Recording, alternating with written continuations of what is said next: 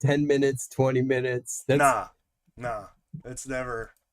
She's like, we what just a pulled in. Give me 10 minutes. No, what a goofball. I live with two women. I know what 10 minutes means. I grew up with two women. I agree 100%. All right, you are live on Facebook. You're live on no, you're live on YouTube. Facebook Yep. takes a little while. Now you're live on Facebook. Yeah, Um, this modern technology is unbelievable. is it? Well, I mean, we've been having problems with Facebook for a little while now. Yeah. Not to talk bad while we're on Facebook. No, it's fine. Facebook sucks now. Like they're changing so, and I cannot stand Facebook AI. I can't. It's the worst. It's like the worst platform for AI, and it is the worst AI platform. You know, it's and you combine them both. It's like, Yeah. ugh, and you Well, can't turn it off. if you remember, you could do live music, live videos on Facebook, and I could do songs and play them, and they would stick around. And then they changed their music policy. Yeah. So even though I was singing original music at one point, they still didn't want it. So I'd have to do it on YouTube, put a link out to Facebook, but it doesn't carry the same weight as having it, I have it on YouTube still, but Facebook, everything got wiped out. So, what are you going to do? Yeah. I don't know. I don't like Facebook anymore. Yeah. I don't know. It is what it is. It's weird. Like I have that theme song that I did for the podcast, and Yeah. in order to play it on Facebook Lives, I had to find a music distribution and publish it, and then get a license and copy that into my Facebook account so that I own the license to the music that I made. Oh my God. It's weird.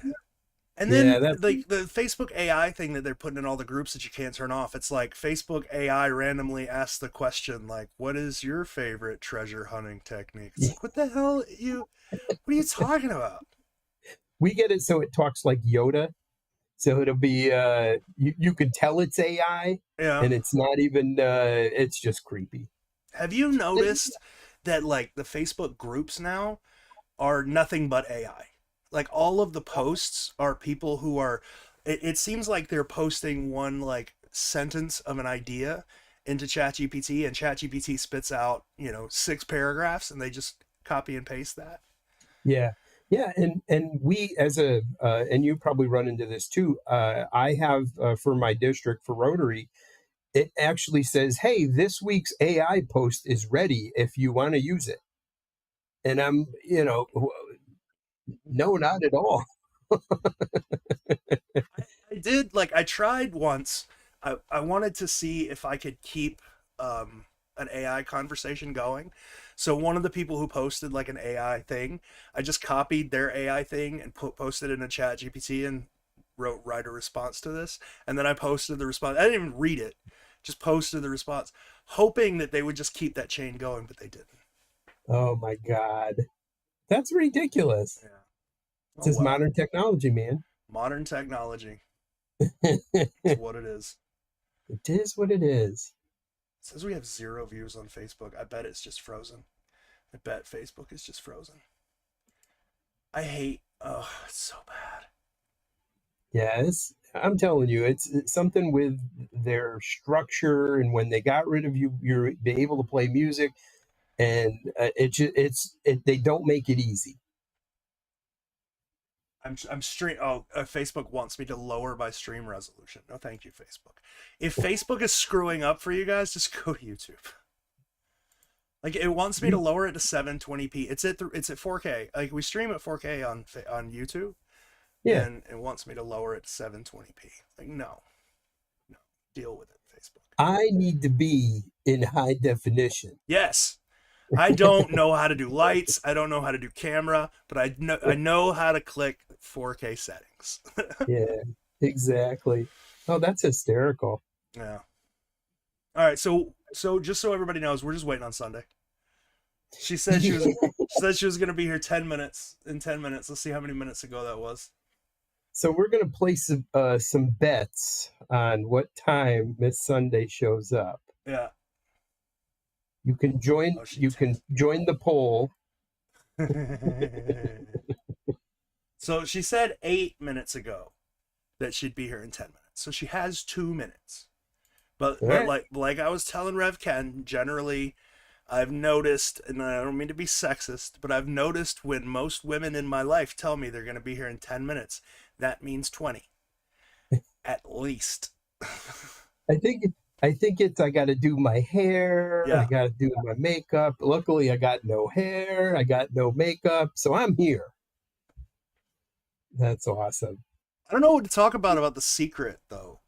Like I've been racking my brain, and that like the AI thing is the only thing I can think of. It's the only thing that's happening in the groups. So it's funny because I'm an '80s kid, '70s, '80s kid. I hate AI. I've seen the Terminator a million times. I don't know why we're building robots and asking robots to do shit because that's not going to end well. I did a mini hunt on the Vault page this past summer, and the solution for the vault was Ken AI. But I literally, there was a picture of me on a computer, and so I made it so that the answer was literally staring you in the face. But every video I made was, AI's taken over. We're all gonna die. It's coming for us, and it took a few weeks for people to kind of figure out what I was doing and get to Alaska, but it was a lot of fun, but yeah, I don't know why. I I don't mind AI for some things. Like I don't mind AI. Like I use it a lot for code and to help me like troubleshoot stuff. But I don't understand why people are using AI to express themselves. Like that's weird to me. I think you're in a different generation, so I think a lot of these kids growing up forgot how to communicate. Uh, we communicated through texting and emails and everything else, whereas like I picked up a telephone Yeah. and had to talk to somebody if I wanted to have a conversation. Whereas these kids are like these kids like I'm 90 uh, are like doo doo doo. Here we go, da da da, and it's just it's a whole new world, I don't know. a I don't know. whole new Like world. there's no way these like there's nothing I don't think there's anything AI can do for us that's going to move this puzzle forward in any way. Like No, because I've had this conversation with other people. AI. So as a musician, whenever we would record songs and we put stuff in, shit goes in, shit comes out. You can't polish a turd as much, any type of song you put it in. You could put effects, you can do whatever you want to do, but if the song sucks, you can't clean that up to the point where it doesn't suck. yeah. And I don't care what anybody says, and that's how I feel about AI. AI is only as good as the information you're putting into it. So as far as like pushing the secret stuff along, you don't have the answer of where it is in Milwaukee. AI is not going to help you get to that location. Oh, check the Oh look, time. it's Sunday. Hi. It's 13. It took her 13 minutes. That's not bad, actually. We literally like slid into the driveway. I was like, corn. Maybe that's what's happening, Ken. Maybe like it's because for like years it was just there was like half the posts were on Facebook were really good conversation and half were just really bad, just like word salad ideas, like was it train of thought or whatever, where you're just typing whatever you're thinking, you're not analyzing it at all. You're just Yeah. So you throw that into AI and it comes out with just gibberish. You can't have a conversation about it. You can't talk about it. You can't. Well, you hit the nail on the head. The word salad. I love the fact when somebody puts in the verse and puts it in AI, and they're like, okay, I've pinpointed this to within a foot of this dig spot. We still don't have the cask. So clearly, AI was not correct. But at the same time, I know we're looking for a cask this big, and maybe they're correct, but I highly doubt it. Arnold Schwarzenegger could find it. Terminator, sorry, AI. Whatever. I So understand now. I'm a perpetual 5-year-old. I'm sorry. It's fine. It's fine. Me too. That's why I was trying to determine what shirt to wear tonight, and we're in Harry Potter mode because of the holiday. I just had to pick a clean one. It was hard. So you guys catch me up. What are y'all talking about? Obviously, the secret in AI. Yeah, Like plugging it in. that was about it. Yeah. I was gonna ask what, because I've been away for about a year, so I was gonna ask like what's the, I don't know, is trend a fair word to say? What's the trend? The trend Yeah. is putting gibberish into AI, making it spout off some stuff about the secret, and then making it a post. Yeah. And then expecting everybody to interact. That's the trend. Putting it. It's the same as the trend's been the same for the past 10 years. Is put in zero thought and just make a post. I don't know. You know, it's sad too, because we get to a certain scenario where, and I'm not an expert. I'm not going to pretend I'm an expert in the secret. I know stuff, but you know, somebody new comes in. They're at that point where they're like, "Oh, alternate cities, alternate cities, alternate cities." It took me a long time to get off the "it's in St. Louis" train. Yeah. But after hearing JJP say it's not in St. Louis, what now, 4 or 5 times at least, the light bulb kind of went off. I watched that cognitive bias video, which is That's a good one. Really good. I could make any one of those secret those verses fit whatever town I'm in and make that work. And I just think that, you know, that's the biggest issue. You got a lot of people who've been working on the secret for years still, and then new people come in, they put a little pizzazz out and find something neat that they like, that they think it's in, I don't know, Sacramento. And then they're like, how come nobody's responding to me? Well, you know, for me, I would do the research. I would go through all the websites. I used your guys' website for years, going back and forth between the, I don't want to mention the other site because, Oh, the wiki? We're building a new one of those. In fact, it's like 75% done. We just have to add content. Like, it's an actual wiki that anyone can go in and add anything they want, as long as it's factual. It will be moderated. Like, it has to be factual. But you can write up an article about the main capstan. Like, that was my thought, was it would be cool to have a wiki that was specifically centered around the secret, right? So if you wanted to learn about the main capstan, there's an entry in there, but all of the information is curated towards the secret. It's not just like random history or whatever. You can find out, like, if you as a hunter can write your own bio so people will know about you, you could find out shit about the podcast if you want, the history of all of these newspaper articles. My initial idea was like, I've got all of this crap floating around my house that nobody's ever seen and nobody knows what it is, but I could write up articles about all of it. So it's actually built. It's up. It's running. We just have to find some people to write for it, to contribute. So if anybody out there is interested in contributing to that, let me know. Yeah, seriously, just shoot me a message, let me know, and I'll get you set up with an account. But it'll be like the secret will finally have a wiki that's awesome, not just one dude's ideas. You know what I'm saying? Yeah, that's the other site, and I'm not even going to give them credit, but that's, you know, this is set in stone, and that's why I got off of that site. What was the thing you had? The old community that you can't join now, but it's still out there. Q for T. Yeah. So a lot of great history in there, and one of the best things that I think happened to me, you know, the Johan information. Johan grew up in St. Louis, was in Tower Park, was at the wrong place in the wrong spot, but was 100% sure that he was right, even though he sent 800 emails to Byron, and Byron got back to him with the email, and totally blew it up. But you can kind of tell.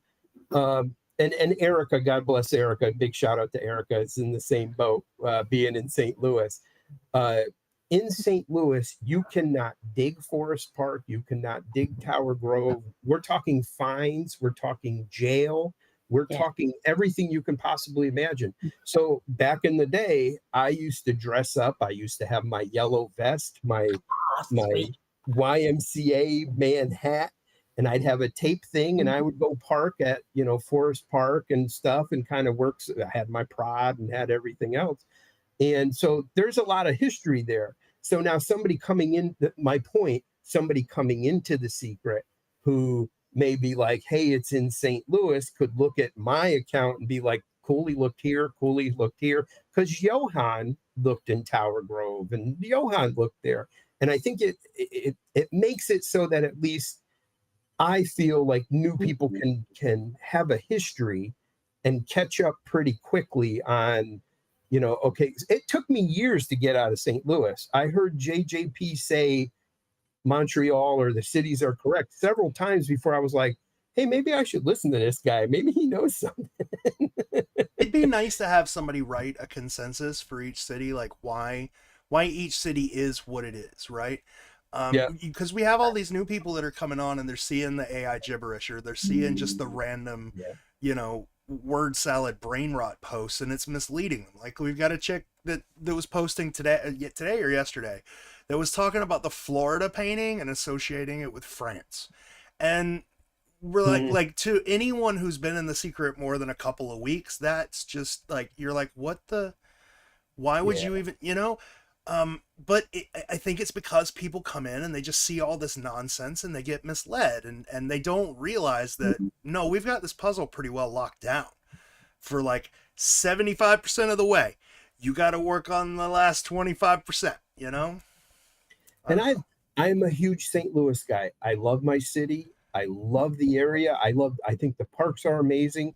I'll probably do a hunt or somewhere that involves St. Louis eventually, just because I was able to fit in this verse with this painting, and it made 100% sense that it was St. Louis. But again, I think new people coming in, and I love new people. I don't want to discourage new people in any way, shape, or form, but do your research, man. Go do Google is the greatest tool. You got to learn. You got to learn it. You just got to learn it. And I am, again, not an expert. I have stuff I keep close to the vest for certain paintings, and I have stuff that, there's a certain hunt that I won't bring up, I promise, that I absolutely adore. And I'm being a wise ass. Oh, okay. I got you now. I understand. All right. But again, it's there are certain things about those hunts that there are certain things about those hunts that I always some I keep close to the vest. I actually had a really good conversation again with Erica when I met her when she had the cask for the anniversary hunt. And I kind of showed her a couple of things, and I gave her my book on Forest Park that I've used over 10 years, but I figured she would get a kick out of that kind of stuff. And I love teaching. I love learning just as much. And I think if the newer people coming in could just keep an open mind that we all were wrong until somebody pulls one of those things out and they're right. Yeah. Well, I mean, we've been right about a lot of stuff, and it's been confirmed. I look at The Secret is like a complicated thing until you know the basics. Like, if you just walk in and look at The Secret and you don't know any of the basics, you don't know any of the history, it seems really complicated. But it's not that complicated, right? It's like working on a car if you don't know anything about mechanics, and new people just come in and are like, well, maybe we can replace the oil with water and that'll work. It won't. Like, as long as you know the basics, it's pretty cut and dry. But you have to learn those basics. You can't skip over them. Yeah, I feel like you have to. I mean, as the puzzle maker, and I'm not talking about like as myself as a puzzle maker. I'm talking about like as like in generalized as a puzzle maker. And if you're going to make something that you expect people to find like a 6-inch plot of ground in the entire U.S., like, you have to give them something that's more concrete than some words that can just fit anywhere. You have to give them latitude and longitude. You have to give them a zip code, like in Boston. You know, like you have to. Like it won't work any way other than that. You Well, have to. I give big shout outs to like Mark Van Dam. He's another guy who like he'll look at a picture and he has a theory that and I'm probably misquoting it, but that there is a start point and an end point in the paintings. Now, certain things like that, I look at some of the paintings and yeah, I think that is probably a damn good theory. But you know, like you're saying, latitude, longitude, numbers, the Jesus, Mary and Joseph, the word Boston is in the Boston painting. Yeah. But you really need that stuff. You have to have it. Yeah. But in the others, it's so complicated that you have to know the periodic table of elements and then like what? Well, I mean, it's fun. It's fun to think in that stuff, but it's fun, but is it helpful? And like, does that fun mislead new hunters? You know? I don't know. That's why I asked about the current trends, because when I first came in about probably closer to 5 years ago, whatever it was, like that, the trend then was to read everything. Yeah. Read. I miss the old hunters. Like when the first group of EU came in, every question you guys asked was met with go read Quest for Treasure from start to finish. Yeah, and it's great stuff. And I didn't read it from start to finish, but I got like the like, okay, well, why do we think this? Okay, because of this post or this discussion, this evolution of ideas on Q4T. And then you read it, you're like, okay, that's pretty bang up. Like that makes sense. Like, but I kind of miss that because it really did make the conversations really rich. Like it made them fun. Yeah. It made them more of like just discussing ideas and just like, is this plausible? Like give it a grade. Like if it's not plausible, then maybe, like I want to move on to something else. But like it was really fun. Yeah. Contrast that now, you've got new people coming in wondering why nobody will talk to them about Jacksonville, Florida. You know? Yeah. Like there's no point. Why? Go learn some stuff. I just answered the same question and what you did with the alternate cities conversation and put that aside. And if you're an alternate cities person, then go there, have your conversations, and God bless you. Even the St. Louis group, every so often somebody will pop up on the St. Louis group and be like, how come nobody's answering me back? Well, the reason is JJP said several times that it's not in St. Louis. It makes me cry. Yeah. Because I've spent years. Yeah, I spent years there. I mean, I lived 15 minutes from the city. And so for me, I would love to be able to say it's in St. Louis. And I've got theories upon theories of why I should bury something in St. Louis. But again, it's, when the guy who helped build the puzzle is saying 12 cities, 12 treasures, and the 12 cities are correct, it's kind of hard to argue that. So I don't know. And, and I know some people in St. Louis are going to hate me right now because I was also a believer in, well, we got sort of a leg eater in pieces and a couple of this stuff, but the exact leg eater is in Montreal. How do you argue that? But I'm not bitter.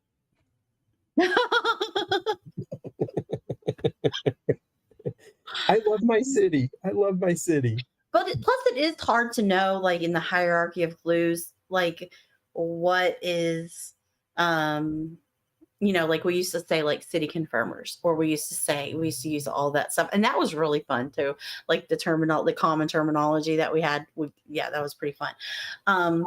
But yeah, like it's hard to know. And like somebody may be taking something that other people think is like the park is very specific to that park. And they're saying, well, no, this is the reason it's the city, or this is the reason it's the state or this side of the country or whatever.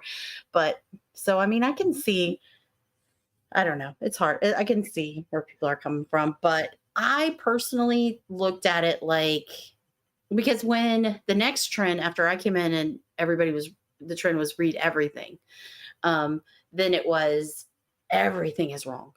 you guys, 40 years, you haven't found anything. Man, Everything that's is dumb. wrong. Throw out everything and start scratch. And I'm like, why would you do that?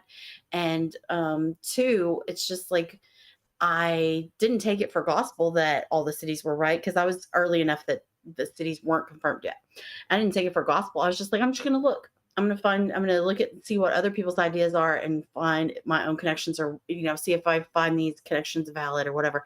And I mean, every city, every park in that, like in the right, what I feel like where I landed for parks was also, mentioned right along with it in the thing. And I mean, I just feel like there's a lot of evidence, but it's for fun. It's a hobby. So. Well, and I have a friend, and I won't mention her name, so because I don't want to embarrass her, but she believes it's in St. Louis. So she asked if I can go look at this spot, and I can go look at this spot. And I had the best effing time possible going to these different spots in St. Louis and looking for it. I personally don't believe it's there, but at the same time, working the puzzles, building the friendships. I've met so many people through this podcast. I was talking to George earlier. There was a time where I would be at work and I would just play the podcast over Oh yeah. and over and Yeah. over. And, so for me, this is actually, we were talking about, this is my first time on the podcast. So for me, this is a full circle moment. I've spent many Bucket years. list. Yeah. A bucket list thing for me. We did Calazars last week, and for this for me is Mecca. This for me is. I did that show once. I think I pissed off Chris. I doubt it. I don't think so. No, I'm pretty sure I did. Yeah, no. I think he probably looked at my puzzle and was like, "Oh, I'm not sure I like this guy anymore." Mike was great. No, Mike and Chris still love yeah, you. I'm pretty sure you're the reason they gave us all that money. yeah. Big shout out to him and that crew. They kind of hooked us up. We're actually, and not that we're not promoting our book. Oh yeah, they have a book. Buy it. But where's your copy, George? It's over here. I have it. Awesome. He actually hooked us. Both of those guys hooked us up with more money. Yeah.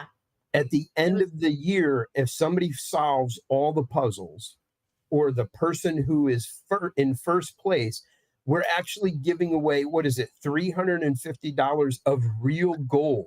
Well, it was $350 of gold, and it's gone up some. So we went ahead and bought it like right away, and so it's already gone up a bit.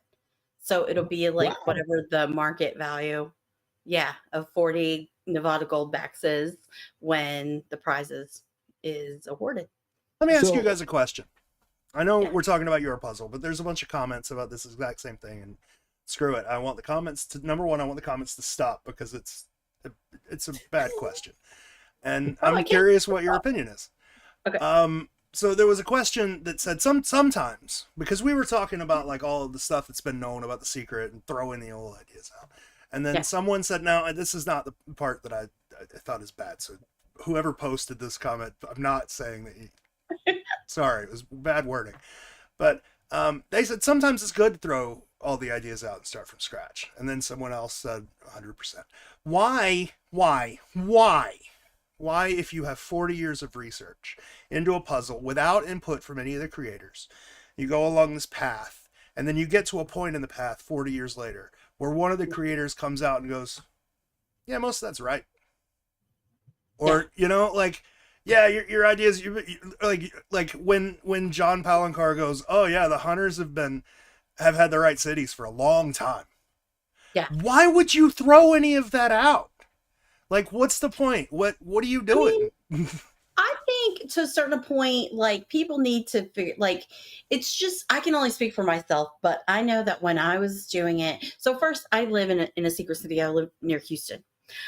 So really all I intended to ever do was during COVID, just go to the park with my family and hang out and like have like something to do, like when we walked around. Not that there's not like playgrounds and stuff to do, but you know, just something fun to do. Because we'd all already gone to the zoo and all the things. So that was my intention. I never really thought I'd get into the secret, but then I really enjoyed it. And I looked at Houston until I came up with like my theory. And then I like, you know, well, let me look at these other ones. So I sort of did kind of a hybrid of what they're talking about, where I didn't want to start from scratch because one, I suck at this. And like, if I'm just looking at like 20 lines of like poetry, essentially, and like a painting, I don't know where to start with that. Like, I don't know.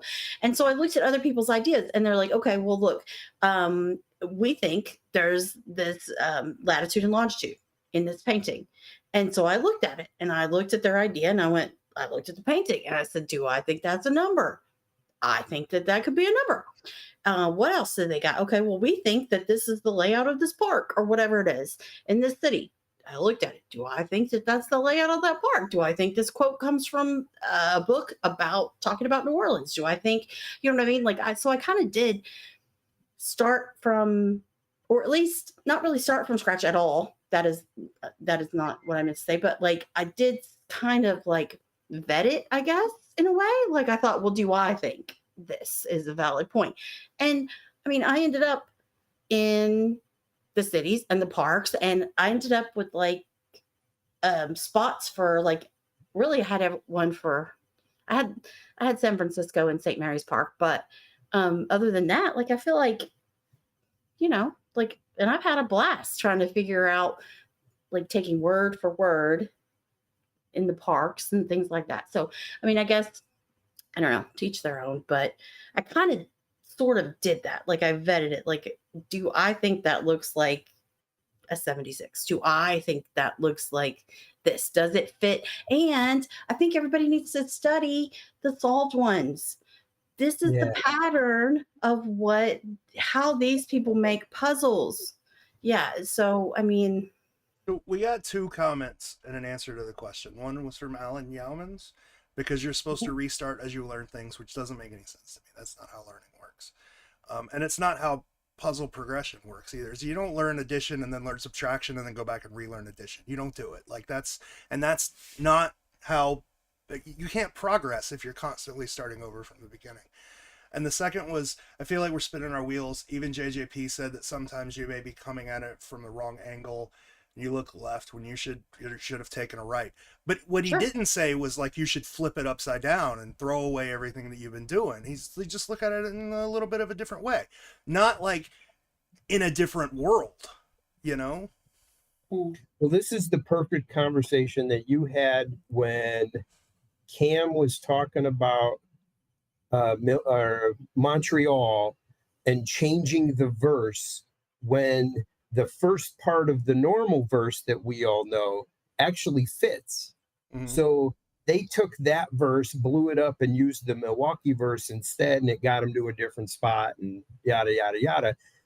I'm not saying that's wrong, but at the same time, if the first part of that verse is working along the lines and there's words on the side of the wall in Montreal that fit that line, I'm not going to take a grenade and blow that up and then put a different verse in there and try to start that again.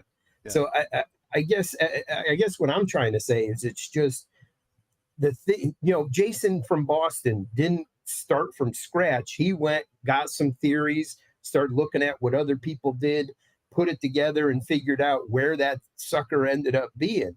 So I don't think if you're in the wrong city, blowing your ideas up work pretty good, but I don't think it works necessarily. That, like you just said, that's not how teaching works. That's not how learning works. Like so, if you're in Charleston and you're at 1913, you're going to be at the band cap stand. If you're anywhere else, like why are you even anywhere else? Yeah, you know, what's the point? What was Houston? You got to be at that amusement park. Yeah, you know, you have to be if you're paying attention. Yeah, the 982. Yeah. So I mean, there are certain things. Yeah, if you're, you know, but there's so many things like that. Like if you're the theory. If you're in Milwaukee you at some point have to go to those lions because John Palancar said they were in the painting. At some point, you have to be there. Yeah. And if you're not, what are you even doing? And that's how I feel about Montreal.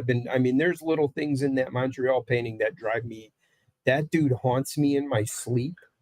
He is the pure evil. I wish he had a name, because it's one of those deals where you're just like, you wake up and you're like, son of a biscuit, I found this. But it's, like Mark Van Dam, I mentioned earlier, he believes there's a starting and a finishing in every thing. And if you believe that, you got to look at that leg eater is a 100% match. So is that your start? Is that your finish? I don't know. We're still working all that out. But you just gave me an idea, and I'm going to take it to the community. I'm going to see if the community thinks this is a good idea. I don't think there's going to be a GiftGiver post this year. I just don't. I don't blame the GiftGiver. I don't think there's going to be one. I don't think there's going to be one again. I think the last one was pretty much like, shut the fuck up. I think that's what it was. I legitimately think that's what it was. But I talked to John Palancar, and he does want to make a post, sort of at the end of the year, like a happy Merry Christmas kind of thing. That'd be amazing. Yeah, and he wanted to give a gift to the community, because he gives gifts. I don't know, but he wanted to do like a giveaway of like some art and stuff. And he was asking, he was like, what can I say to the, like, what kind of gift could I give to these people? That, because the reason for this is because he's gotten a lot of stuff at like the meetups, and people send me shit to send him, and he's gotten like art. He likes us in Cleveland. Yeah, he really likes you guys in Cleveland. But he said he wanted to like take all of this stuff and just thank people for it. And he was like, I want to say thank you to the community somehow. And I wonder if I can get him, as a thank you to the community, to give us the names of the paintings. Oh, that'd be awesome. Well, that's the argument too. I think that would be beautiful, because if you listen to the Cleveland meetup, he does use, this is this painting, this is this city painting, and you got to listen to what he said. And I find it fascinating that we're still having the conversation of, well, maybe that city's not correct, or this St. Augustine picture is Jacksonville, or I find it fascinating. Well, I know you're going to end up with the St. Augustine one. You're going to end up with the New York painting. Yeah. You're probably going to end up with the Milwaukee painting, but some of them do have names. Yeah. So, which one do you think is the one that was started, like repurposed for the secret, like was already? I'm torn between two realistically, and one in my fantasies it would be a fun idea. I'm torn between Boston and Milwaukee. Milwaukee, because that painting fits a series of paintings that he did. Like it feels like if you were to take City Hall out of that painting, you could take that painting and put it in a series of his, and you wouldn't skip a beat. Not one beat. They're the exact same. Doing the same shit with the same elements and the same color pattern, everything. Yeah. Second is Boston, because there's two versions of that painting already. You know, there's the advertised version and the book version. In my like fantasy world, it would be San Francisco, but I don't think that's true. I don't think it is. There's a lot to that San Francisco painting. I would go with the after seeing, actually, we were so spoiled in Cleveland. I mean, to go meet those guys, to go to the art show and actually see, like you were saying, I believe it's that Milwaukee one, looking at the style and what was out there. And it looks like you could easily put a mill, a walking cane, and something else in any of those paintings. So, but we were so spoiled, and so to be able to meet those guys.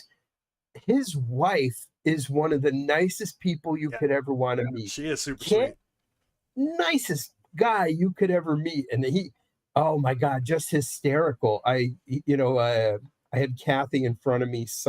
He signed a clue in her book. And I looked at him, and I live in St. Louis. I said, I love Louisville. It's the closest thing to me. And he goes, Ken, I'm not saying it's Louisville, but it's a real good city. And so that's all I need, But I mean, those guys, meeting those guys, and just, I don't know how you ever even remotely top Cleveland. I really don't. Oh, I can't. It's fine. But to hear JJP say, the cities are correct, everything's correct. I don't know how many times you got to hear that from somebody until you're like, light bulb goes off, the cities are correct. I'll tell you how I top Cleveland.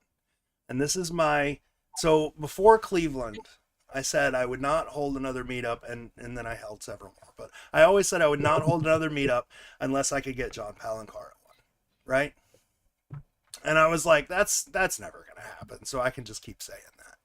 So the next thing I'm going to say is I am not going to hold another meetup until I can get every single secret painting in an art gallery. And that's my goal. Sweet Jesus. That's my new goal, to get every single painting in a gallery together.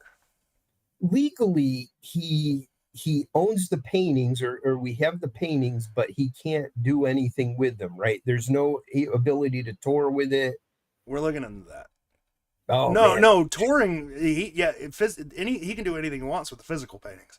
He can take them wherever he wants. He can put them wherever he wants. He can take them outside and set them on fire if he wants to. Anything he wants to do with the physical paintings, he can do. Everything else, we're looking into that. Ken, get in touch with the art galleries in St. Louis. Let's just put them in St. Louis. Not gonna what? We're just gonna display them on the arch. That's what we're gonna do. Yeah. Get some command strips on the arch. Because over the years there have been 3 different paintings that people have referenced to St. Louis, and so I think having all those paintings in one joint, and oh my God, if I could figure out the art director of Art Hill and the St. Louis Art Museum, oh my God, and I'm 20 minutes from the art museum, I would just set up a sleeping bag. So it's probably going to be in Florida. I'm in a car right now, coming your way. Everybody would go. It's like I know people in Florida. Ask JJP where he wants to go. So there have been talks. So I'm trying. I don't think it's gonna happen. I haven't talked to John about it yet, but I've talked to like museums to see if I can even make it happen. Yeah. Well, my favorite thing was when somebody on the post was like, "Hey, I noticed this minuscule thing on the St. Augustine painting that has a thing with the thing and blah, blah, blah." And George goes, "Nope, not there." Yeah. Just take a picture of it real quick. That's what if I could just, and being in front of that Cleveland and just, oh God, I might cry. That's my next That goal. is how you top that.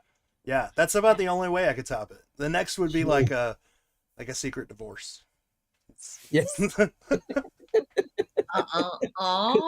then you're done. Yeah. I mean, what else could you possibly do?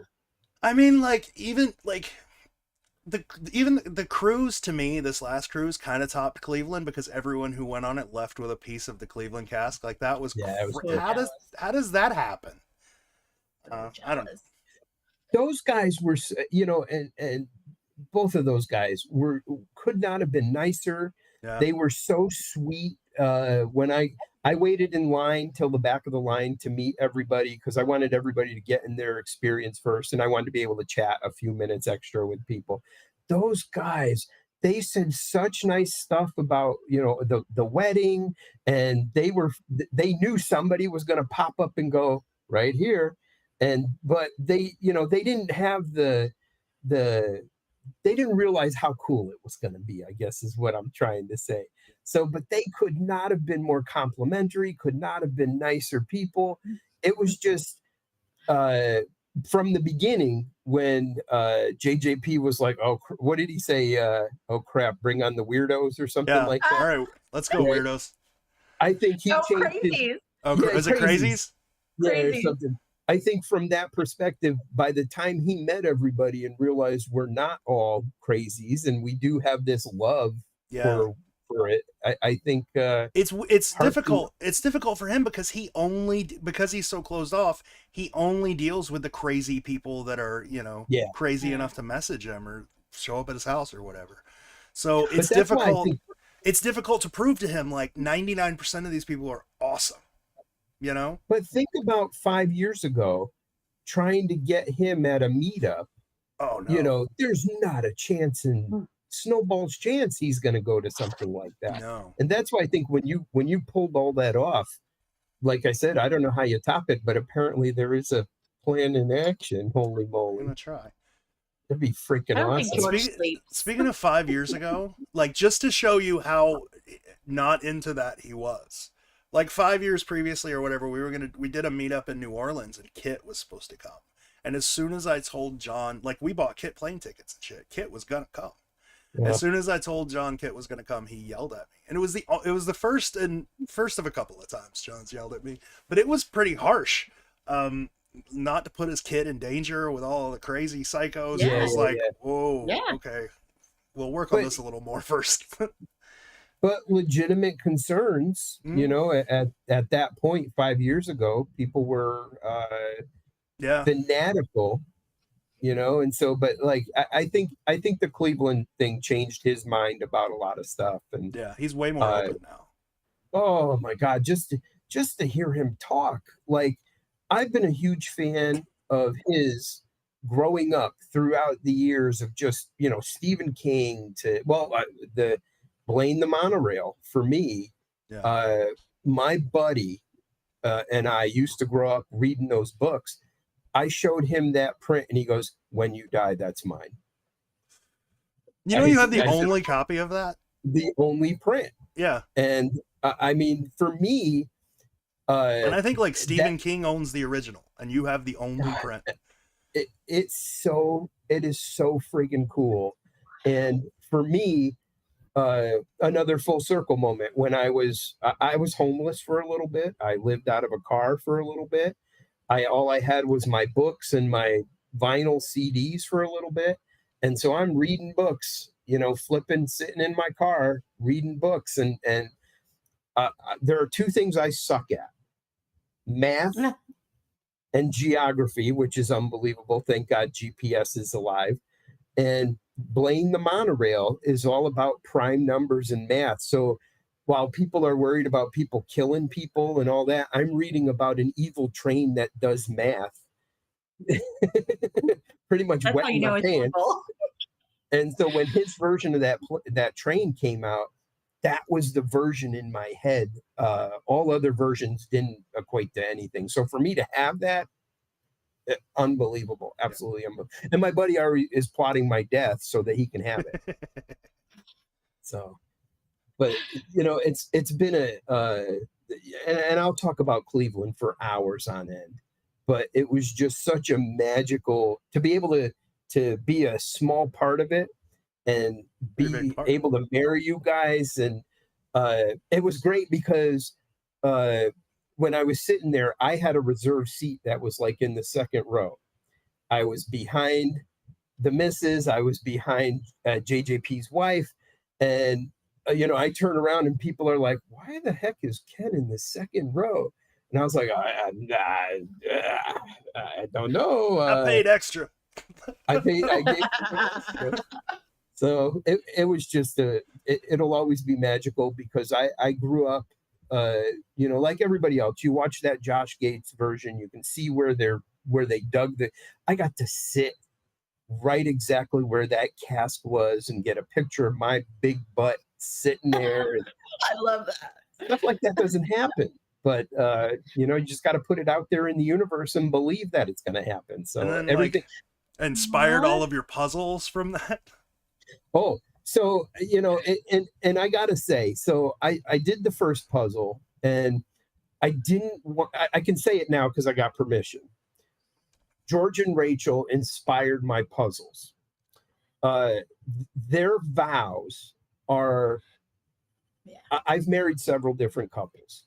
George and Rachel's vows are probably and I'm going to curse here, the fucking coolest vows I have ever heard in my life. We're pretty cool people. They're totally cool. And so, and we're talking about, this is book number 2. The reason why I did this puzzle, because again, Sunday started the Mind Games group. And when I heard these vows, I swear to God, that day I was like, this is the coolest vows ever. It started this thing in my head. I originally planned this puzzle to be on her Mind Games site, and it was going to be a small, tiny puzzle. And then Sunday had this idea. Without beating a dead horse, Sunday wanted to bring a bunch of us together, put a bunch of authors that could make puzzles, make us all published authors. And her main goal, and the main goal of the group, is so that everybody, no matter how big or small that treasure is, they could go find their own treasure. And so whenever I signed hold on, I have to talk about for just a second. You give me way too much credit for that. No, because all I did was say, hey, anybody want to do this thing? Like, I don't know how we're gonna do it. Like, and everybody, we all figured it out together. Like, we all know it became what it became from because of everybody. So, but the premise of it is we want everybody in the community to solve a puzzle, feel that holy crap moment where it's like, I figured everything out, everything lined up. If you're one of the first people to solve the puzzle, you get a coin, you get your treasure, no matter how big nor how small. So I always, and I've had multiple people have me sign their books. I didn't know I'm a celebrity, but I always say, you rock, go find your treasure. Because whether that treasure is big, whether that treasure is small, I love hearing people in our community go, I solved this puzzle. I solved that puzzle. And I'll talk a little bit about mine. When I put this puzzle together, it was originally a tiny, small, little insignificant little thing. But as I was going to put it on Mind Games. And then as it kind of, she mentioned the book, I was like, oh crap, I got this idea and a half. And it blew up into this Godzilla mammoth Mothra fight thing. And it snowballed from there. I was worried that my puzzle was too easy. And the best part about that, and I think we've talked a little bit about it, is I'm always like, the simplest solution sometimes is the one that's the easiest one where to go. I've had people send me stuff that's like, well, I've taken the numbers of your puzzle and I've taken A is 1 and Z is 26. So I've taken these numbers and I've melded them together. And this is the saying I've come up with. I went to public school. I don't do math. Do you want me to tell you how I worked your puzzle? Oh, this should be good. It was really easy. I just noticed that everything was a lyric. So I wrote down the band and the title of the song. And I figured it was going to be like, something was going to spell something out. And I just couldn't make that work. So I wrote down like the first word of the line that lyric starts on, and nothing worked. And I started like rearranging stuff, and I could just never make it work. But I also kind of figured, like, I don't know all lyrics, so maybe I'm missing something, or maybe there's a small thing that I'm thinking is one thing, or maybe there's a cover, and you're referencing the cover. And then I just made a playlist and I just started listening to the music, and I was like, fuck this. So that's a perfect example. I wanted this puzzle so that there was a piece of it that everybody could solve. So I will say this, there is a clue that is I love clues that stare you in the face, that nobody's picked up on, that if you figure out this little insignificant thing, you'll be like, oh, and then it kind of should fall into place. But that's all I'm going to tell you. So when I've had people try to solve the first puzzle, and I have had some interesting ideas where I should have been like, oh, I should have had that be the answer because that's kind of cool. Yeah.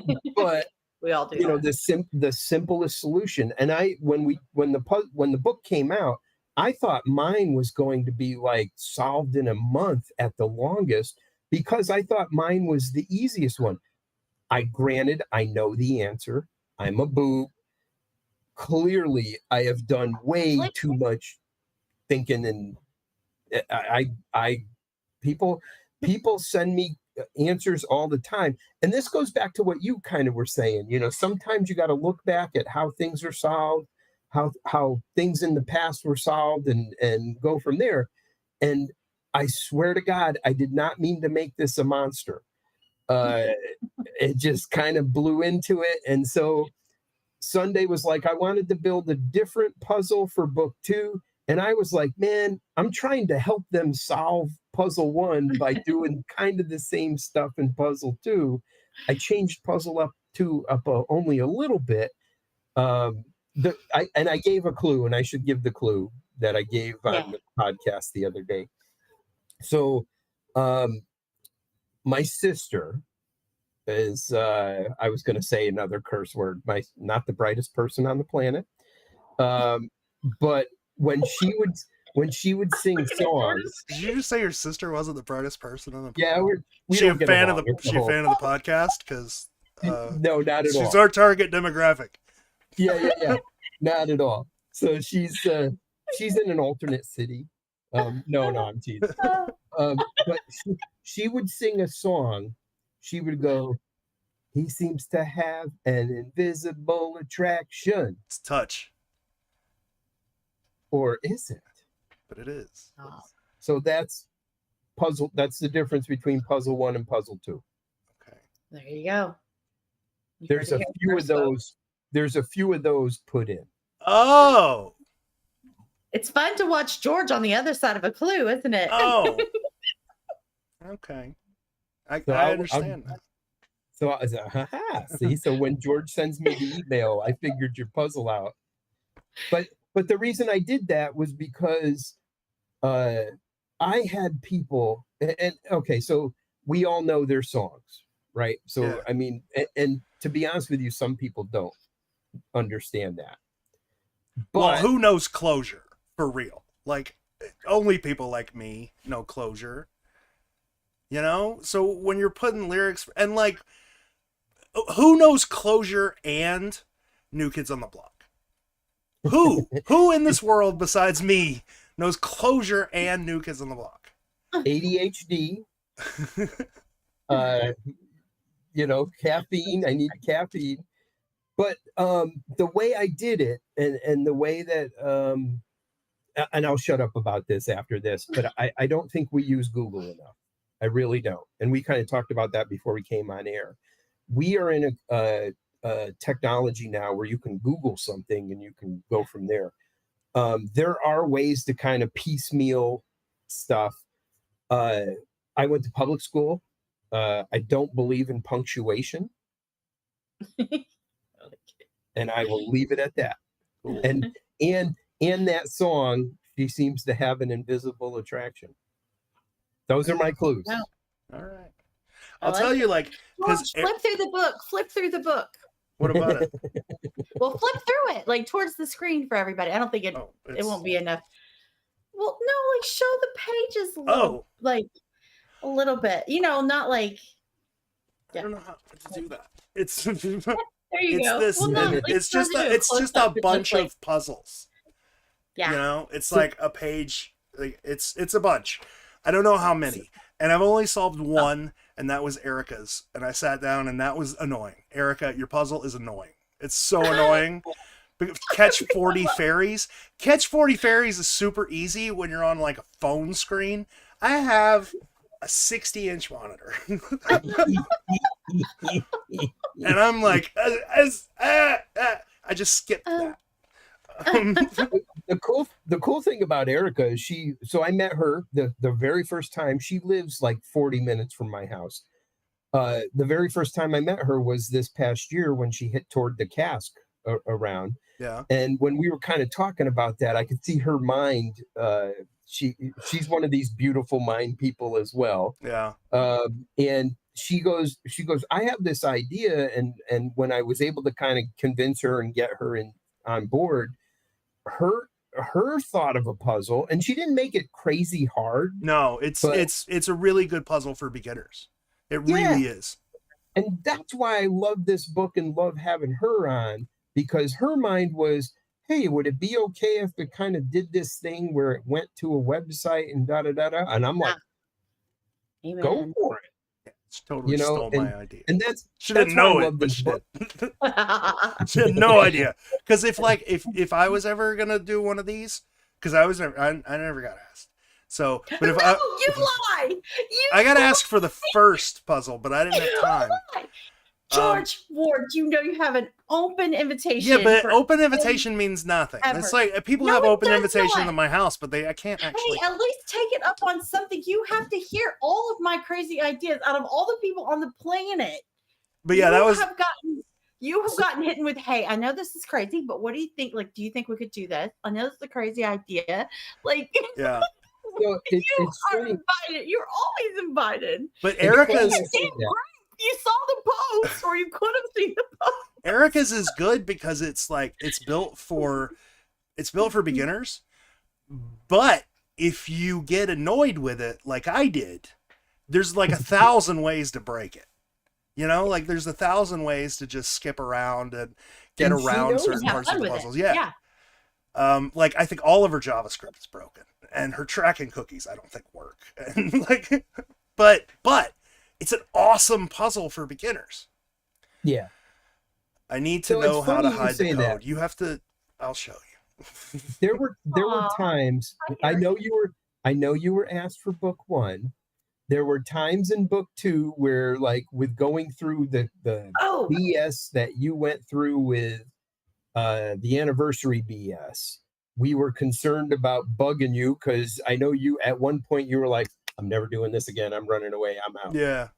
I'm still, and like so that's right. That's part of it too. Ken jump started book 2. So he's the one that did. Oh, so blame Ken. Okay. The end. Mother effer. Well, I mean, to be fair, like I haven't been around since well before the cruise, because we got some stuff going. Like we have a family medical thing, and it's taken up a lot of my time. So. And that's kind of what I'm dealing with now. Normally every week I'm on our website, I'm on the Facebook page, I'm on Discord. I'm finally heading back home next week. It's been probably about a couple weeks since I've been actually outside back in St. Louis. But I feel for you. I know exactly what you're dealing with. We're dealing with the same thing here. Life sometimes be lifing. And so, I gotta promote other things too. Nope, there's promote. Samantha Dammer wrote her own puzzle book, and she asked me to help with this one, so I got to help with this one. Wow, that looks cool. It is cool. It's dense. And Samantha, why didn't you tell us? Complicated. I know. But it's cool. And it's got a theme song. Not invite us. I understand not inviting, but like telling, hey, like we got this. Well, and I should give another shout out. Tony DeRosa. This guy, a couple years back, he was my Secret Santa, and I was late on getting my Secret Santa stuff. So I just put a post out there that was like, I'm still waiting on stuff. I haven't seen anything. I instantly get a message, and it's like, bro, I got broke. It says, I got you. I'm your Secret Santa. I got you covered. Don't freak out. And I have talked to that guy just about every day ever since. Tony's super cool. Oh my! And he's done most of the artwork for this book. And whenever I do a mini hunt, or we're talking about doing another project, but he creates these fairies that look like they're like embalmed in glass jars.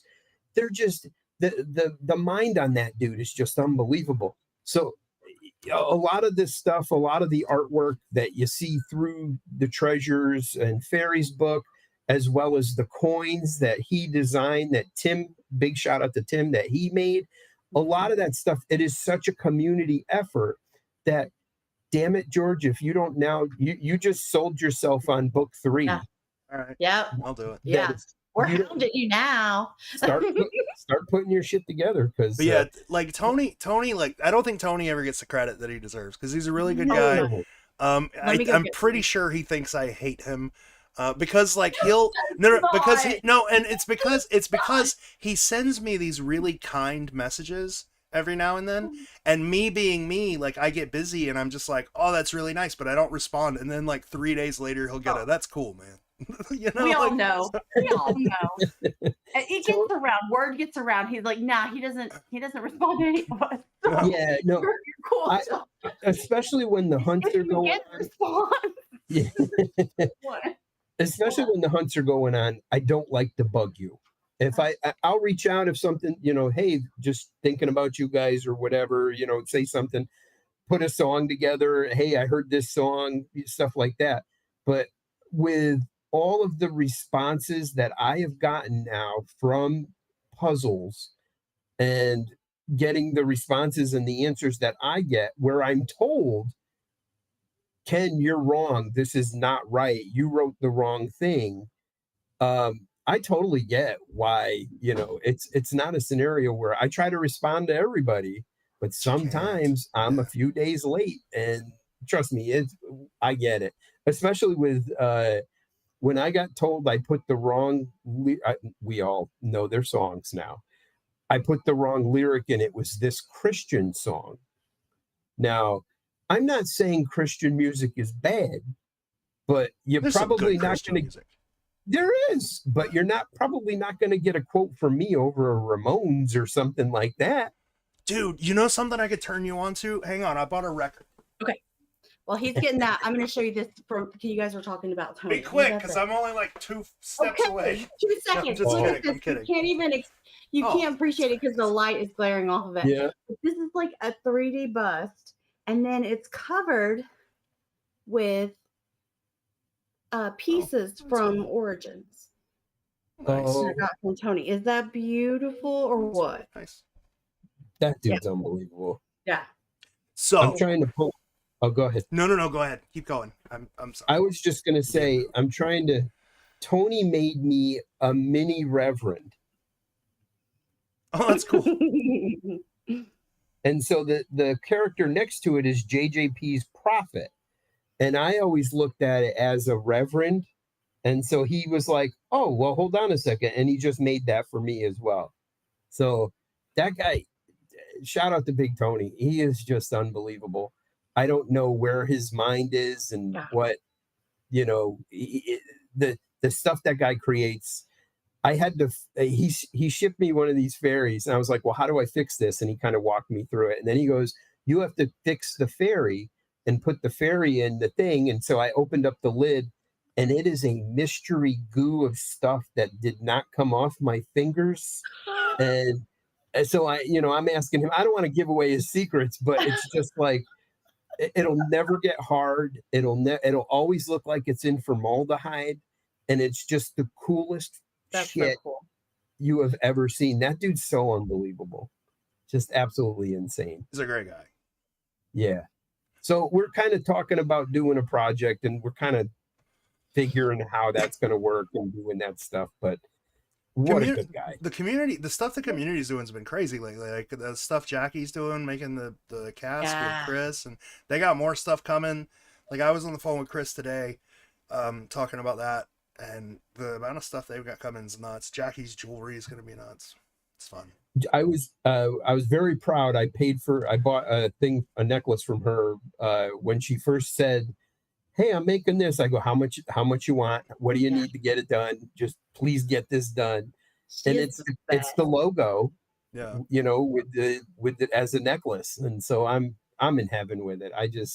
These guys are so friggin' talented. It's disgusting. Show and tell George's turn. Yeah, sorry. So I like to buy records, and Ken, I like to talk to you about music because you have good musical taste. And I this is right up your alley. Speaking of Christian music, like you were talking about before, I like protest music, like Vietnam era protest. I mean, I like modern protest music, but I really like Vietnam era protest music. And I came across at a Goodwill like this stack of Vietnam era protest records from Christian artists. So it's like Christian Vietnam protest music. And I found this dude. I know who this dude was, but I never really listened to him. His name's Larry Norman. So like when you get time, listen to some Larry Norman, especially songs like No More LSD for Me. Like it's awesome. He's really, really, really good. That's awesome. That's and you know that's in my wheelhouse. Yeah. Well, George shared his playlist one time, and I think it was called "Sad Ass Country Songs" or something. Yeah. Oh, that right in my wheelhouse. Yeah. Right, just great stuff. And so, if I again podcasting, if I'm at work, I'll just hit a weird playlist and hit because I do the same thing. I have all my Amazon music listed: happy music, sad music, 80s rock, stuff I'm going to get a speeding ticket for. You not use Spotify? No, I have it all on Amazon, but I do need to get back to Spotify because we could share Amazon playlists. Yeah, I need to make that work. I'm going to actually work on that in the next week or so once I get back home. So I just hit 1,000 songs on my liked songs. Oh. So it would, just send you 1,000 songs. Yeah. Oh, no. That's what I'm talking about. Because I will just sit there all day. We have a camper that's in over near Carlisle Lake and Illinois. And I spend the weekends there just to kind of shut down. My work phone doesn't work out there. So I can go out there, sit at a camper and just, get away from the world for a little while. And so that's 100%. I love doing that. And so I'll sit there and put on some Grateful Dead or Steve Miller or just you name it, whatever is going to get you out of the real world for a little bit. So I love doing stuff like that. I'll bring a guitar out and play around a campfire, and you can't beat it. You really can't. No. Not at all. And you have some crazy taste too. I do. I really do. I always laugh. So I listen to the podcast multiple times. Shout out. I've never met Cole. That's on my bucket list. The podcast you guys do where you're arguing about Nirvana and Silverchair. Yeah. Holy shit. I can listen to that all day long. He wanted to do a podcast about like music where we just talked about it. And when he was down at my house, I was like, all right, let's test this theory. Let's just sit on my porch and talk about music. There's no way we can do that. Because Cole's got some weird, like he thinks the Beatles are a boy band and Black Sabbath isn't heavy metal. Okay. Yeah. He thinks Silverchair is better than Nirvana. He does, but I found out why. It seems because in America we have this plethora of music. We have music everywhere. We have new bands, upcoming bands. We have huge bands that talk about their influences, so you can go back and listen to those things. And like big bands don't stick around very long. They're replaced by other big bands, but it's not really like that in Canada. Cole said something like 75% of the music that's played on Canadian radios has to originate in Canada, which is why bands like Nickelback are so big there, or Justin Bieber or whatever. So he said, what I gather is Canadians get music when it's super huge in America, and it stays popular there for a little longer than it stays popular here, right? So he was really, really young when Nirvana came out, but he was like music age when Silverchair came out. So for him, Silverchair is a little bigger than Nirvana. That's an interesting theory. So I'm one of the few people who actually know who the Tragically Hip are before the documentary came out. Yeah, it's a good band. Love them. I saw them at Toads, which is a small club in New Haven, Connecticut. Just unbelievable band. But most people outside or in the US have really no idea who the heck they are. Yeah. But in Canada, they're bigger than the Beatles in Canada. So that kind of makes sense to me that's the thought process there. Somebody asked what the song title is for the Anniversary Hunt song.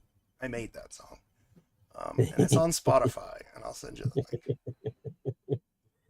Yeah, I loved when you were sending those, and you were like, "Here's a different versions, and here's the country version, and here's the rock version," and that was amazing, just absolutely amazing. Now that's the stuff I'm not worried about AI taking over the world.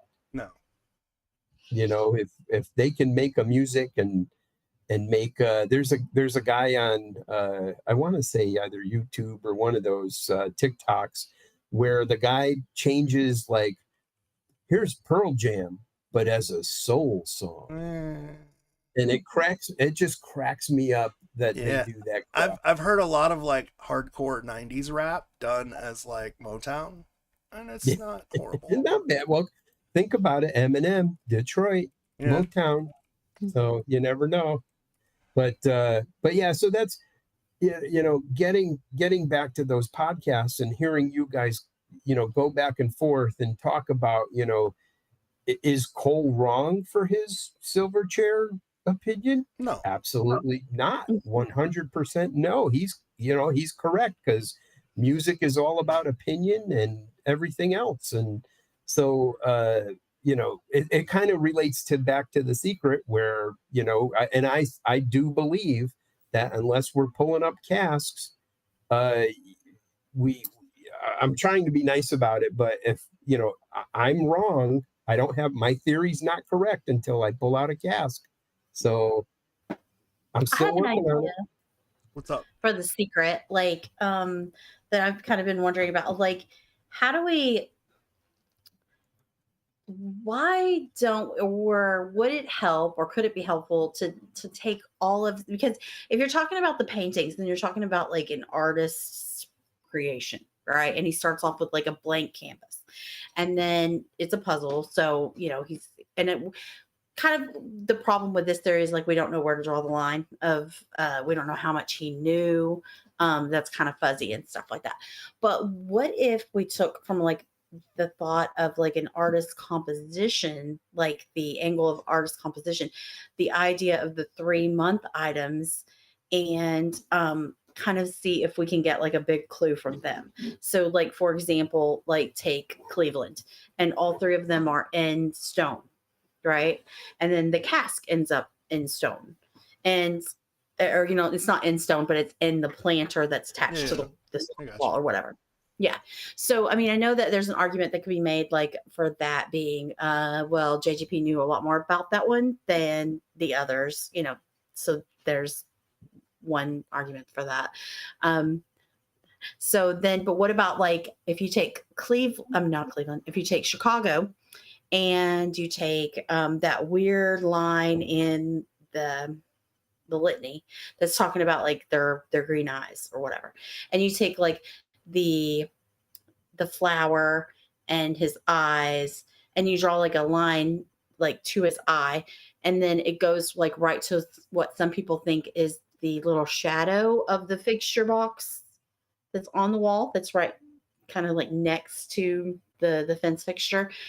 And then in Boston, it's just kind of an idea of, in Boston, so you have the flower that is kind of associated with the zip code. It's not in the flower, but it's kind of like the same color and kind of like a repeating pattern off the petals of the flower. And then you have the jewel that he said is in the shape of the ballpark. And then you have what I think is the month item for Boston is her 8 fingers are like holding the box, which is the shape of like a home plate as well. So then it kind of, you could look at Boston as like concentric circles. So it's like, look in this zip code in this park for this shape, you know, kind of thing. So, I mean, those are just the ideas for the solved 3. And then, of course, you know, obviously everything goes to hell. None of those work the same way. None of those give you the same information, and you didn't come to the conclusion in the same way in either 3. And in the Boston one, it's basically like, this is a puzzle, figure these things out. You know, like. But we already know that they said they didn't build the same puzzle 12 times. Like, they've built it to be solved in different ways. Yeah, but then you can't look for a pattern. You just can't. You can't. And all of this puzzles is are kind of patterns. kind So of based on John knowing where these things are buried, which I'm pretty been pretty clear yeah, he doesn't know that. You know, that's. I mean, I did lead with that as a disclaimer, but yeah, I mean, I don't know. I'm just thinking like, um, contextually or like with the type of what was the word when you like you're building from a new like a scratch blank canvas composition and things like that to an artist, those are the elements, those govern the painting, so they're different to an artist maybe than they are just to a layman. Like so I don't know, I mean I'm not saying there is something to it, I'm just saying like maybe, but, you know, maybe. Yeah, sure, it doesn't I think hurt to take Chicago a is probably look. the loosest of them, but yeah. Chicago's nuts. And to find out that it was based off of Time Bandits, Yeah, which is the coolest freaking movie in the history of movies, is just beyond belief to me. yeah. Absolutely beyond belief. I think it's, and I'll be curious to see one if GiftGiver says, "Screw you guys, I'm going home," and we do get JJP to say something, or send something or do something in the He'll do community. something, I think. I think that's phenomenal. Yeah. If as you said, I think he doesn't know where these are buried, but I guarantee you he got that package and it had the city on it, and he knew what he was painting was in said city. Yeah. So I think I mean, if that, I think he can get you to a park in the city. He's yeah, got to be able to. You know, yeah, Chicago is probably the best example we have of how the paintings work, because we have every single version of that painting. We have concept sketch, layout sketch, final painting. You know, so we can see what was important to him all along the way. We can see what patterns exist throughout all three and which don't. You know, um, Andy said they got solved in order. What he thought was easier or hard going to yeah, harder, he thought that they were getting solved in the same order. yeah, So we're never going to find Montreal no, unless somebody gets permission to go dig right behind that leg eater. You got to think about, the thing that's driving me bonkers about Montreal is that the permission sign or the permission. the You only need one. permission.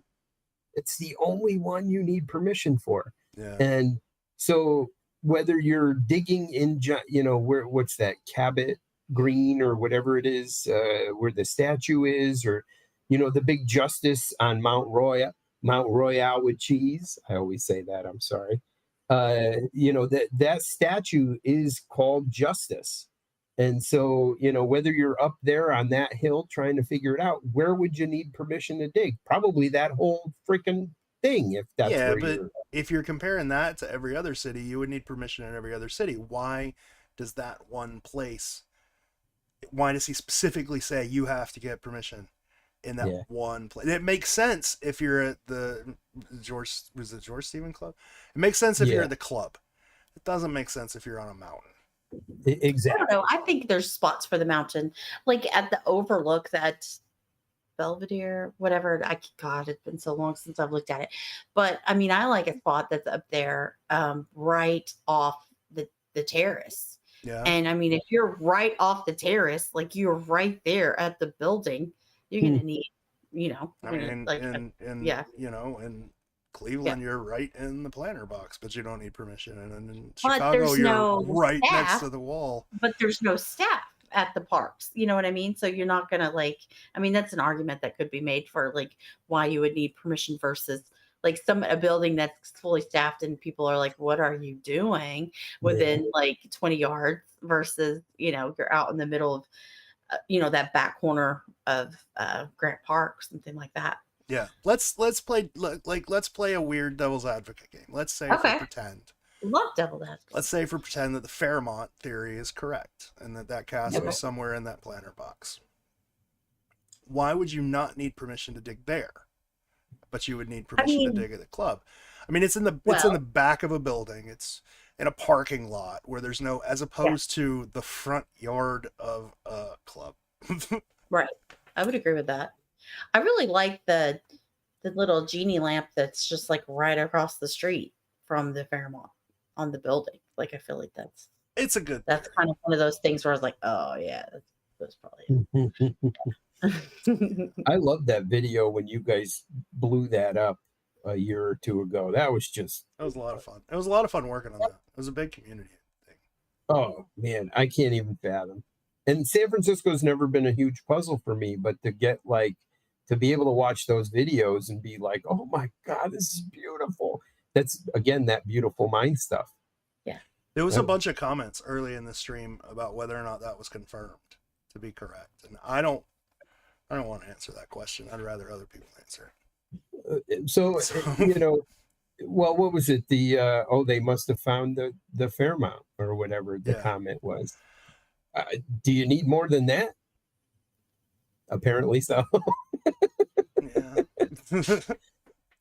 but again, I've learned doing my puzzles and doing my hunts and getting answers back that people, rather than look at the what's in front of you, will go far right, will go far left, Yeah. and the paths that some people take to do a lot of the puzzles are just beyond belief to me. Even like, I'm not trying to get gain an advantage or anything, but the anniversary hunt, I heard theories that just didn't make any sense whatsoever, going online and looking it up, and then just to be able to, I got to tell you, and I've told you this before, to be boots on the ground in Anderson, I met some of the nicest people you could ever possibly meet. I'm going to share a quick story. I promise it's quick. Ralph and I called Ralph, and Ralph's going, "What are you doing this weekend?" I'm like, "Dude, I found this treasure," because I 100% knew I was right. 100%. I say, "Ralph, what do you know, I'm pretty bumming. I'm broke. I got no money." Ralph calls me up. He goes, "I'm going to call you back in a half hour." He calls me back and he goes, "Tell your wife we're going to South Carolina." Literally got in a car that day and started driving off. And it was just absolutely just phenomenal. 5 o'clock in the morning, Ralph and I are carrying a ladder in the Crick Taylor Park because we were at the statue looking up at the light, thinking I had already pretty dangerous area there, Ken. Oh, I know. 5 o'clock in the morning. I don't know that I would go there at 5 o'clock in the morning. Well, we were there. Ralph, we thought it might be in one of the bird houses because, you know, he's looking up at a bird. So okay. Ralph pulls the ladder. These two older women are walking the track at 5 in the morning. They come up to us and they go, "What are you guys doing?" And I go, I look at Ralph, and Ralph goes, "Well, I'm with the Audubon Society, and we're looking into the bird houses, and we're making sure the bird houses are okay." And they're like, "Okay, fine." They go walking around doing the lap again, and they come back around to us. They go, "Okay, what are you two really doing?" And so I'm like, "Well, there's this treasure hunt." And I told her the whole story. That's so and funny. she goes, "You're lucky. We were about to call the police, but we saw that you had a Rotary jacket on, and we knew you were good guys." So we almost had the police called on us twice, because the other thing was I was at the canine memorial because of I won't even go into detail about why I was there. But and I told George this too. I turned around. I didn't realize when I was doing the hunt that Jim Rice was part of Anderson. Jim Rice, my dad, before the divorce, we went to the Yankee Red Sox game where Jim Rice ended up with a concussion, lost his hat. Yankee fan grabs the hat and goes into the crowd. We're in the third tier looking down at it. I instantly became a Jim Rice fan for the rest of my life. I turn around and there's the building that says E.E. Duck Cooley Training Facility. I turn around and I'm bawling. I find out that it was like Elmer Eugene Cooley. Eugene Cooley's my dad. And I'm bawling, just absolutely bawling. Ralph's like, "What's the matter with you?" And I'm like, "Dude, Cooley, my dad, right here." And so I got my treasure going down to Anderson, being able to spend a day again with my dad, who's long past. But I think that trip helped me kind of realize puzzles, treasure hunting, being a Goonie, just meeting the craziest nice people. I still have phone numbers and I still reach out to these people. Hey, if you guys are over here, go look at this spot real quick. It's amazing. It's such a fun area over there. And we were there in February and it was like 60 degrees out. And it's like, man, I could live here in a heartbeat. It's a nice city. I wonder where that cask is now. Shout out to Jimmy. I don't know. Jimmy's watching. I don't know where it is. Ask him. The Maybe last person, hopefully. Yeah, the last person I had it, I think, is Kathy. Yeah. I know it went from Erica to Kathy. And well, they're both in the comments. Guys, where's the cask? Chris was supposed to fix it. Yeah. It's on Kathy's shelf. Probably. Right. Send it to someone. Yeah, needs to go to someone. It's Jimmy, right? Or that made my day to be able to just hold the cask. There's a great picture of Ralph and I just holding the cask and, being able to, I do it as a presentation in my Rotary Club. I tell that story. I tell them, what that logo actually did for us was people trusted us because of that logo. So I was pretty excited about it. But yeah, I'd be curious to see where that cask is, because apparently Kathy says she has it. She's getting meeting up schedules with Chris. Just send it to somebody else. We'll get it to Chris eventually. Yeah, or whatever. Yeah, do the world tour. Oh, I owe her a note too that I need to put in there. So she's putting notes of people in the cask that have seen it or sign it or something. Oh, that's cool. Yeah, that is cool. Yeah, that'd be awesome. So I don't have it, I've never seen it. But you'll never see it again. No. But I think especially kind of like what we talked about with puzzle making, I'm just amazed at the responses we've gotten of the book, of both books now. Sunday kind of said it was my fault that we did book 2, right? It's on me. I just felt like I wanted everybody to kind of be able to go and find their treasure. And I think that's the most exciting part of our book, is that people have the opportunity to go and get a little gift or a little treasure or a little something. Yeah. And so the fact that we can get real gold out of it, go buy this book. Yeah. That's my 2-minute spiel to go buy the book. Go buy their book. It's this one. It's a lot of fun to watch the thoughts evolving on Discord. Is black. Flip through the pages again, George. Flip through the pages. Okay.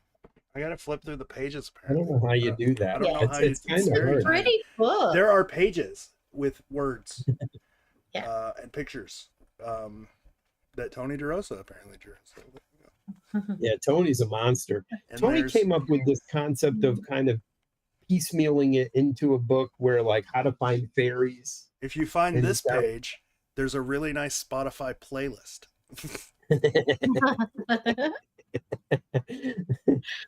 Oh, are they lyrics? I don't know. You'll go through a plethora, a range of music.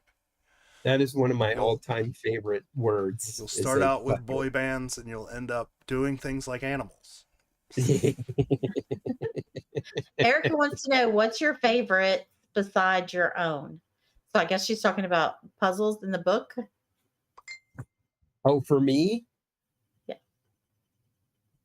For me. My favorite puzzle. So I actually enjoy Erica's, because Erica wasn't even involved with it.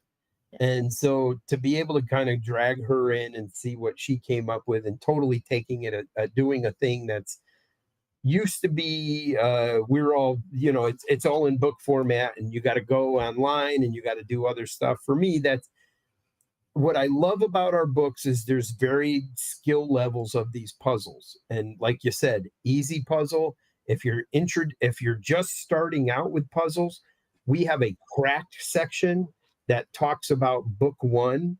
So if there's a solved puzzle from book one, you go by book one, you can talk to the authors and learn about how to do puzzles from directly from the authors. Will help you out as much as they can.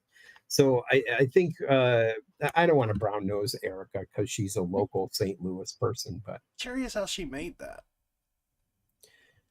she well, once it gets solved, and you can, I'm sure 100% you can reach out and ask her a question, and she Yeah. will answer. I mean, I don't. I'm not. I didn't think that was going to be a question that was going to be answered here, but Yeah, I am curious. Like I was looking at it, like, huh, okay. she's wicked smart too. She's another one. She designed. I sent her a CD because yes, I'm an old fart CDs. But she sent me a bunch of stickers. She sent me the paver sticker for the anniversary hunt. The paver there, which I'm still trying to hunt down. But another person just wicked smart. Lindsay, Maureen, Kathy, Yeah. Samantha, all of you guys. You're just. It's such an honor to be a part of this book because I am clearly the dumb guy of the book. I am. There's a lot of brains in this book. That's all I'm saying. I now know what I'm getting Ken for Christmas. What, you're getting me something for Christmas? Yeah, because apparently you want a paver. I got one. I was supposed to send it to a person that won something, but they didn't want it, so you can have it. Yeah, I'll take it. I still have stuff coming your way. I'm so far behind. I got to get back to St. Louis. Oh no, it's coming. But there's stuff's coming. But I can't thank you enough for having us on. I mean, this has been It's fun. This has been just an absolute joy. I hope I gave enough clues to kind of help people off along the way on my puzzle. Apparently, I'm not internationally known, but I'm known to rock a microphone. Oh my God. But that was the other thing too. We had a guy from Australia who got our book and solved the puzzle, and him and Jim Schneider worked on. Brad, shout out to those guys, Brad and Jim Schneider, who figured out the mini hunt that I did for Kenai, Alaska. And my first clue in the mini hunt was when migrants sing the first 10. Jim was smart enough to figure out that I was referring to the Immigrant song from Led Zeppelin. All right. And we come from the land of the ice and snow. And he was like, no, it's Alaska. So those guys I said, if once this hunt starts and you piecemeal the lines, you'll figure it out in an hour. And they did. And when they figured out Kenai, Alaska, Brad was like, that doesn't make any sense. And he goes, oh no, it's Ken AI, because I hate AI. And that's how he figured out where all the puzzle and everything was. And the picture Tony made is me on the computer figuring, doing our AI. So, and the answers I got that were so across the universe made me think of you trying to dial people in to Anderson. And just, you could say, no, we think it's Anderson, and people were still all over the place. It's taught me so much about treasure hunting, about puzzles, and just being able to build these. That's one thing the anniversary hunt taught me, right? It's how difficult it is to corral people or to even point people in the right direction, because even when you tell people point blank what the answer to something is, they just sort of read into it what they want to. I mean, there's still people who are emailing me like, it's in Kentucky. Okay, whatever, But so it used to frustrate me when there were posts like the GiftGiver posts where they were very blunt, and And people were like, nah, it doesn't mean that. Or when people are like, John never confirmed the cities. He just said you were in the right geographic locations. Like, what else does that mean? You know? It took me, and I'll be honest, it took me a few times, 3 or 4 of him saying that. I literally took a day and went, what if he's actually telling the truth? Why would he lie? Yeah. And then the light bulb starts going off. You know what? But I was so close in St. Louis. I knew 100% I was right. And so the guy who created the puzzle, he can't be right because I know 100% I'm right. And that's what I think people, especially with my puzzle and your hunt and other stuff, I think people get something in their head and they're just, you gotta open up your mind a little bit and listen to what's being said. And again, if you haven't watched that cognitive bias video, please watch it because it'll teach you. I could create a hunt in any city around and use those verses and create a hunt off of those verses in any city. Let me make you guys an offer because I really like talking to you both, and you're both intellectual people who know, what the hell you're talking about. You're fun to Hey, have just for the conversation. record, it sounds like George said I'm smart. You are smart. Graydon Kramer came to me a couple of weeks ago, and he was like, let's do a Sunday Funday on paths. Just paths for the secret. And he didn't elaborate on that. But I kind of got the gist of what he was trying to say, and I just, whatever. He wanted to talk about paths. Would you guys like to come on and talk about paths? We'll just have a conversation about paths in regards to the Oh my God. With Graydon. I would love to. Like anytime I get to talk with Graydon, like, yeah, absolutely. I have thoughts on some puzzles. So I'm not an expert on all of them by any stretch of the imagination. No, but you I don't do need have to. some... Just logic. You're good with logic. Yeah. And whether, like, you don't, the thing about these kind of puzzles is you don't have to have the cask to know if you're on the right track. Things just have to logically make sense. It can't be a stretch or whatever. So you can talk about things without knowing the absolute answer. You can talk about how logical they are, Yeah.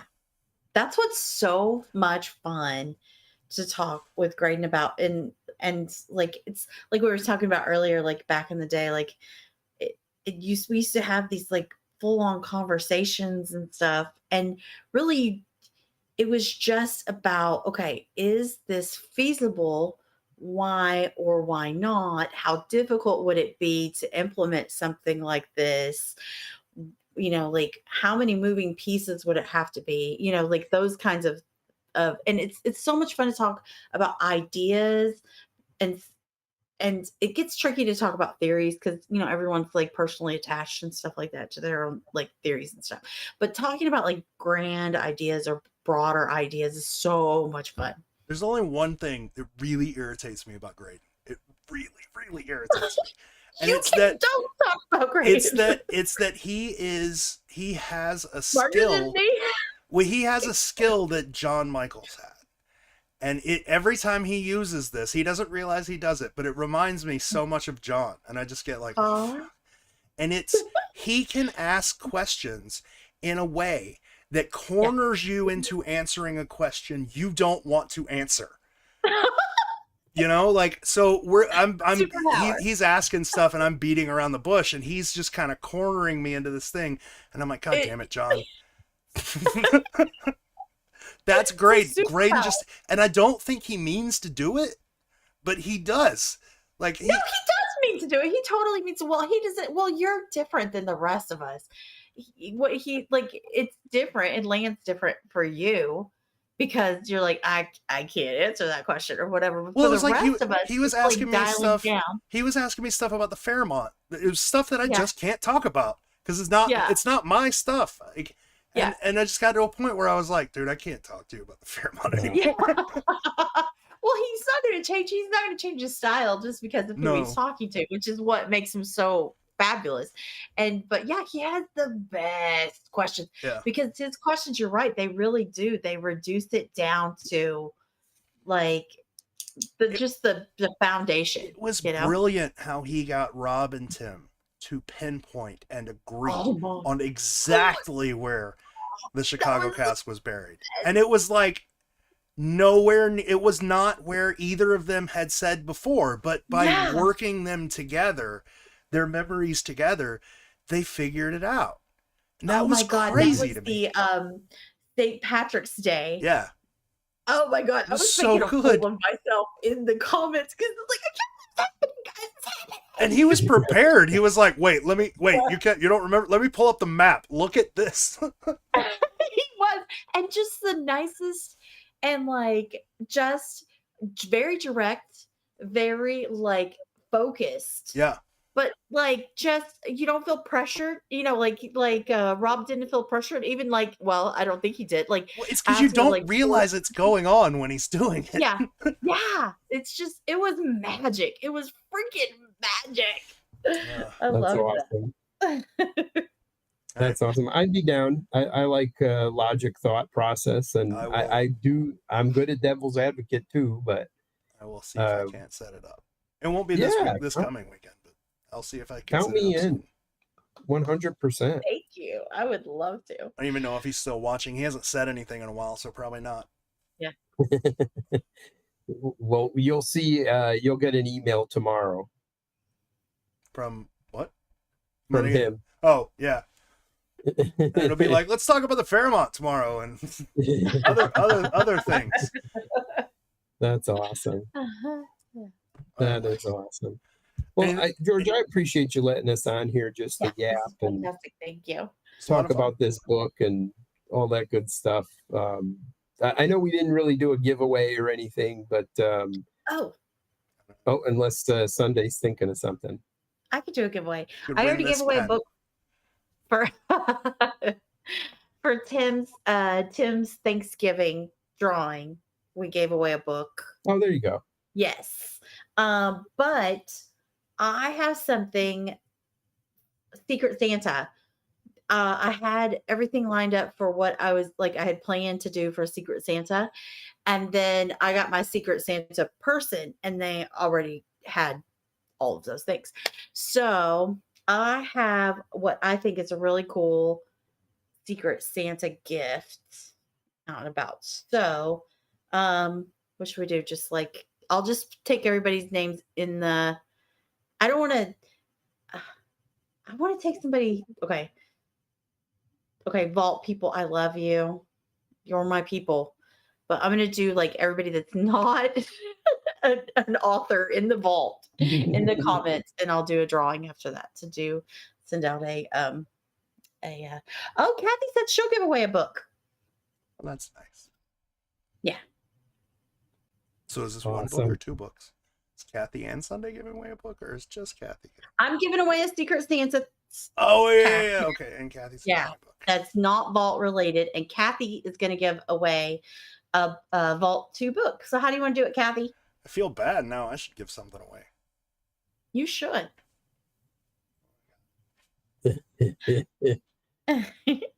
You guys, you can have a Valium. There you go. I'll take it. You have my address. I had one of those once for a medical procedure, and like I was driving myself there, and then I didn't really even think about it. They're like, take this half an hour there, and I didn't feel anything. And then I got to the parking lot, and I was just like, this is nice. I have something that I was planning on giving away, but it's later in the year. So okay, maybe next stream. That's cool. Who knows? That works. Nice. Lindsay Alton wants the Valium. Me too. I do too. I called it. It's the delay. I called it first. All right. She might be able to get it quicker. So to recap. Yeah. Just because we mentioned it, buy Samantha Dammer's book. Buy all the things. Is the point of this stream? Buy all the things. Buy Samantha Dammer's book. It's called The Source Code. She's an incredible puzzle maker. It's got some cool surprises.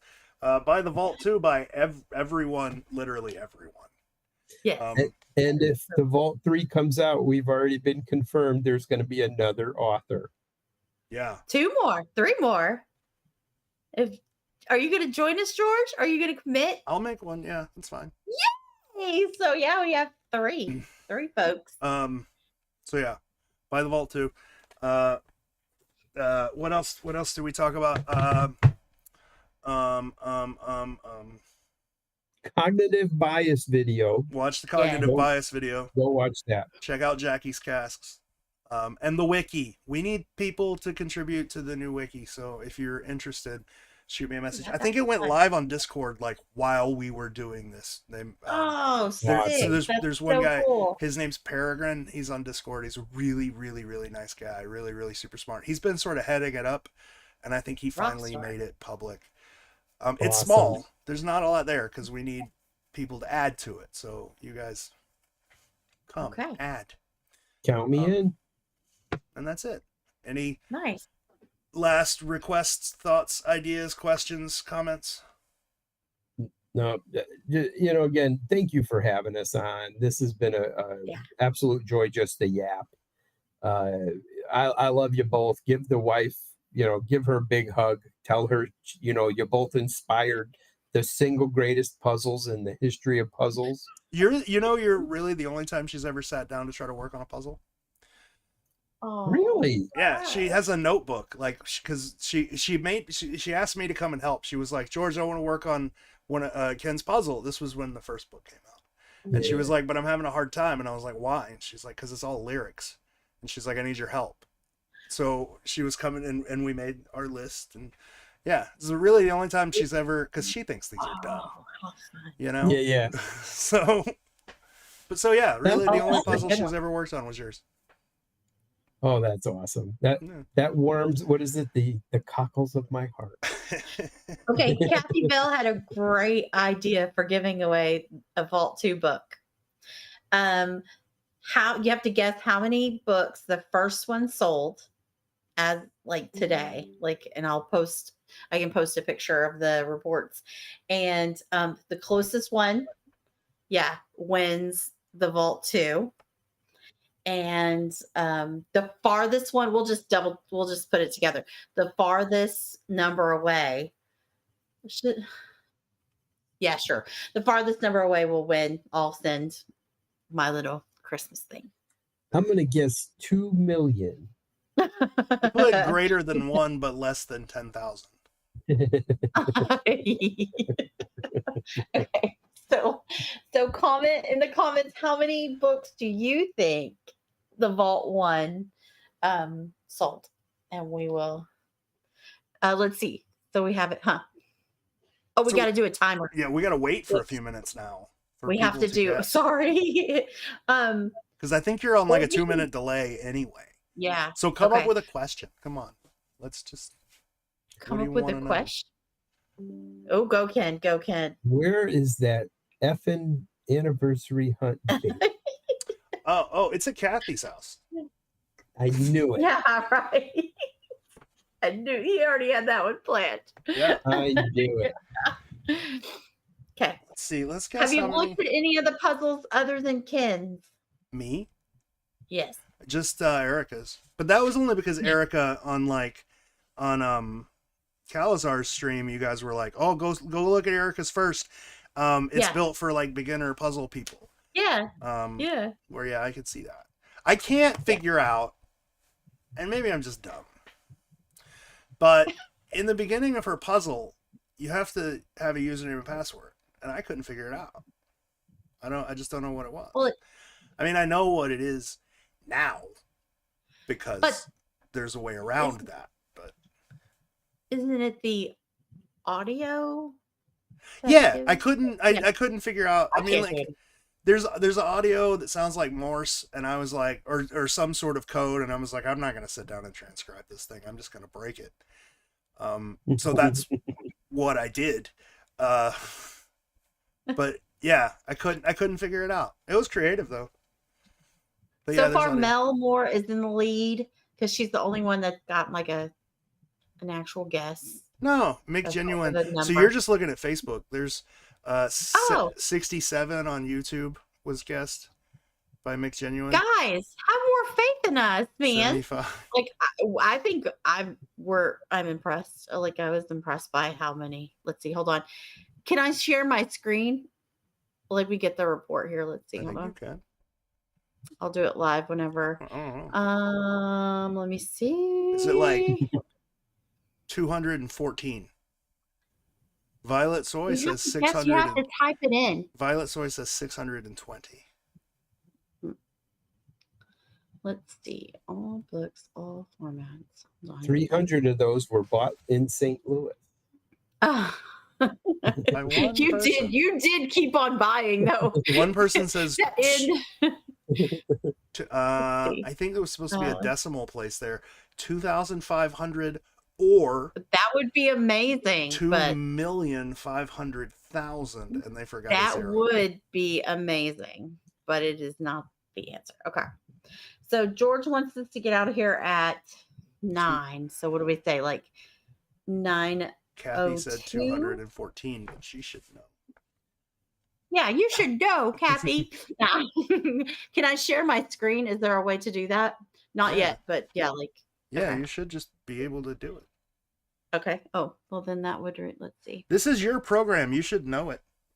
Oh no, I never had. This is nice. Jitsu, I've never heard of it, but this is nice. Oh.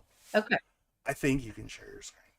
Yeah, I think you're right. It does have it here. I just don't want to do it before. I'm going to wait till 9:02 and then we'll share it.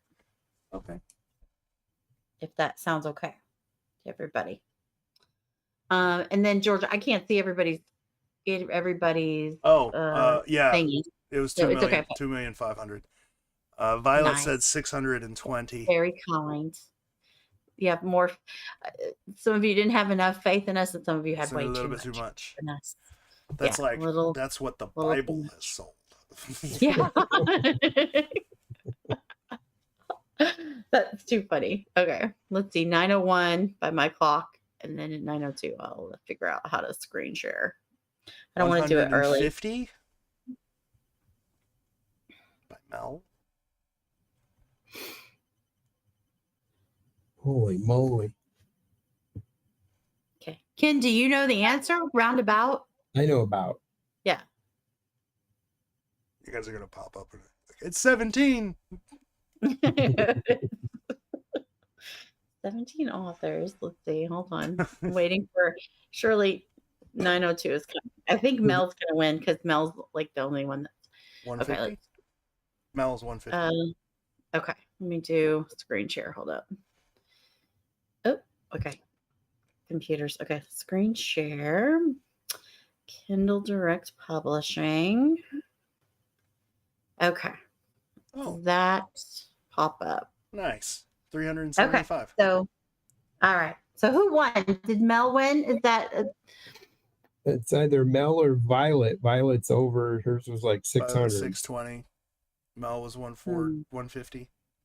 I guess we could. Do we have to do the math? Yes. Oh. Mel said, I said 75 and then 150, and she's not sure if that's allowed. But I feel like your final answer is the one that, Yeah. Because we didn't give her any clue. And then Kathy said George guessed 214, but I don't count. So you already got a book. Yeah. So, okay. So, all right. So Mel was off by like, what is that? Like 1. I can't do math, and I'm surely not doing it live on. Math anyway, geography. Somebody won, and we'll be rich. Let's pull up a calculator. Yes, because I can do math, but then as surely as I try to do it on live, I will not. So let's see if it's Mel or. So Violet. Mel was off by 225. Okay. Just remember that. Okay, 225. And Violet was 600 something, so that's more. Yeah. Well, we just said closest, so I think we have to do 225 and then. Oh, it's division. That math be math. I swear something happens to your brain anytime you're live. Like brain cells, like it's just doesn't They're both make off legitimately by exactly 225. Oh my really. gosh. So we got to send them both something. I'll tell you what. Okay. Whoever send Mel a book, and I'll send Violet a book. Oh, that's so nice. That's awesome. Okay. All right. You guys, There you go. heard it here first. All right. That's amazing. Like they're both off. That's wild. Okay. Well, anyway. So. All right. Okay, Cool. I'll stop. Yep. Thanks, Anything- George. Thanks for having anything us on. else? This is really fun. Nope. All right. Well, then Oh, I man. am going to cut off the streams. Goodbye, everyone.